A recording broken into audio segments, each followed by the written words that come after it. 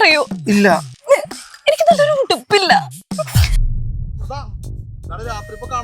പോടാട്ടി നിഷ്കുനിഷം വരണല്ലോ. അവനൊരു പഞ്ചപാവാണല്ലേ.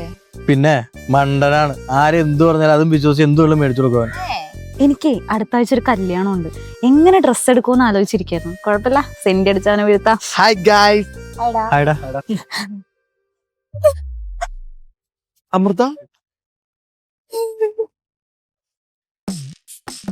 അമൃത എന്താ? ഒന്നുമില്ലടാ. അല്ല പറ. നിഷ്കു നിനക്കറിയോ? ഇല്ല. എനിക്ക് നല്ലൊരു ഉടുപ്പില്ല. ഞാൻ കടകൾ മൊത്തം കയറി ഇറങ്ങും.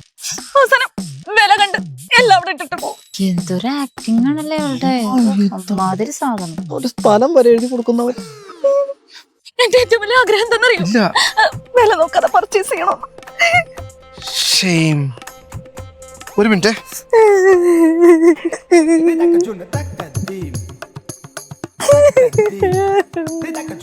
അടുത്ത ആഴ്ച എനിക്കൊരു കല്യാണം ഉണ്ട്.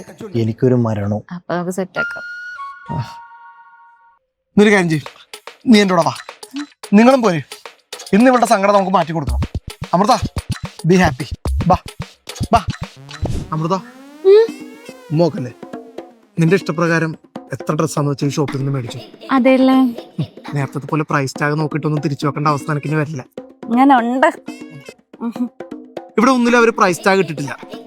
എല്ലാം ബില്ലടിച്ച് അവസാനം അവർ പറയത്തുള്ളൂ. അപ്പൊ കാശ് കൊടുത്താൽ മതി. ഓക്കെ.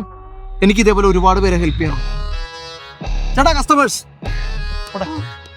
ഓക്കെ. എങ്ങനെ ഇരിക്കുന്നു?